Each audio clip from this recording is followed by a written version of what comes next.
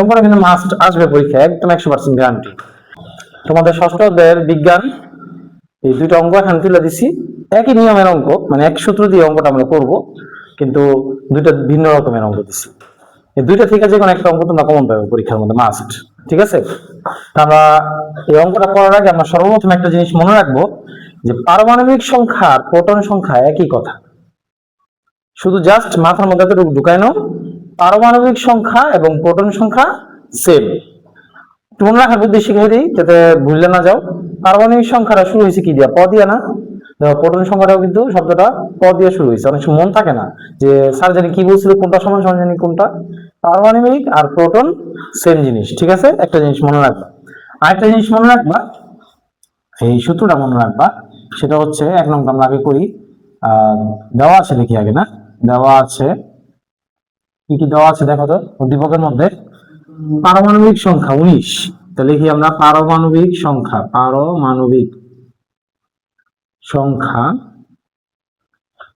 19। তাহলে যেহেতু পারমাণবিক সংখ্যা 19, তাহলে নিশ্চয়ই প্রোটন সংখ্যাও তাহলে 19 হবে। বিষয়টা কি বুঝতে পারছো? কারণ একটু আগে তো আমরা একটা সূত্র মুখস্থ করছি, পারমাণবিক সংখ্যা আর প্রোটন সংখ্যা সেম জিনিস। তো উদ্দীপকে যদি প্রোটন সংখ্যা দিয়ে দিত তোমার কোনো ঝামেলা ছিল না, কারণ আমাদের সূত্রের জন্য প্রোটনটা লাগবে। কিন্তু হ্যাঁ দিয়ে দিচ্ছি কি পারমাণবিক, তাহলে আমার তো লাগবে প্রোটন। আমরা জানি পারমাণবিক আর প্রোটন একই কথা। স্যাররা ছাড়া কি করতে পারে, ডাইরেক্ট উদ্দীপকে পারমাণবিক না দিয়ে বলে দিতে পারে যে একটি মৌলের প্রোটন সংখ্যা 19। তখন কিন্তু তোমরা আবার লেখো না যে প্রোটন সংখ্যা 19 পারমাণবিক সংখ্যা 19, এমনি লেখার দরকার নেই কোনো। কারণ তোমার প্রয়োজন হচ্ছে প্রোটন। তোমার প্রোটন যদি দিয়ে দেয় উদ্দীপকে আলহামদুলিল্লাহ, আর যদি না দিয়ে তারা পারমাণবিক বলে দেয়, তুমি কি করবে? এক লাইন বাড়ায় লিখবা পারমাণবিক সংখ্যা 19, প্রোটন সংখ্যাও কি 19। সবাই কি বুঝতে পারছো জিনিসটা? আচ্ছা, তাহলে এবং আরেকটা দেওয়া আছে ভর সংখ্যা। কি দেওয়া আছে বলতো? ভর সংখ্যা কত দেওয়া আছে বলতে বাচ্চারা? 39। ওকে, ঠিক আছে। কিন্তু আমাদের দরকার কি? নিউট্রন। তাহলে লিখবা আমরা জানি। কি লিখবা? আমরা জানি নিউট্রন। নিউট্রন সংখ্যা ইকুয়াল, এর সূত্রটা মুখস্থ করে ফেলা একদম ইজি।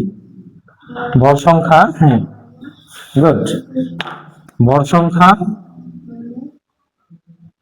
মাইনাস প্রোটন সংখ্যা, মাইনাস প্রোটন সংখ্যা। এখন একটা জিনিস খেয়াল করো, তোমার কিন্তু যে প্রোটন প্রয়োজন পড়লো, এখন যদি তুমি প্রোটনটা না লিখতা, তুমি কি পারমাণবিকটা করতে পারতাম কোটা? আর তোমার তো সূত্রের মধ্যে প্রয়োজন হচ্ছে প্রোটন, এটা হচ্ছে মেইন খেলাটা। তো ভর কত দেওয়া আছে? 39। হুজাইফা প্রোটন কত দেওয়া আছে? 19। মাইনাস করলে আমাদের কত হচ্ছে আনসার? 20। সূত্র পারলে আর এই জিনিস যদি মাথার মধ্যে ঢোকে, তাহলে একদম ইজি অঙ্কটা। 2 নম্বর অঙ্কটা আমরা চলে যাই। 2 নম্বর অঙ্কটার মধ্যে কি বলছে বলতো বাচ্চারা? একটি পরমাণুর পারমাণবিক সংখ্যা দিয়ে দিচ্ছে। পারমাণবিক মানে কি বলতো? হ্যাঁ আচ্ছা, তাহলে আমরা দেখি আগে। দেওয়া আছে পারমাণবিক সংখ্যা। সাফা কি দেওয়া আছে?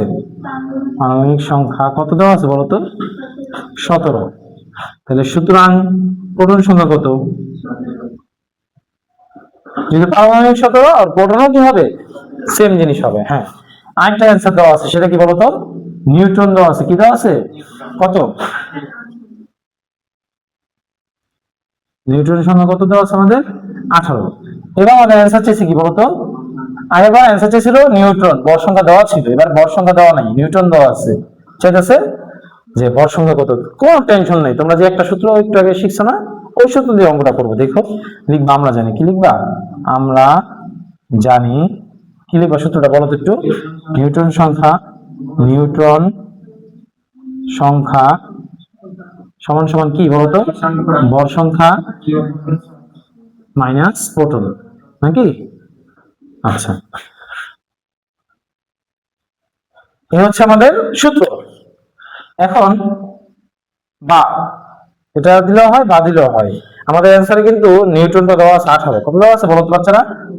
18। আর ভর সংখ্যা তো আমাদের অ্যান্সার বের করতে হবে, নাকি?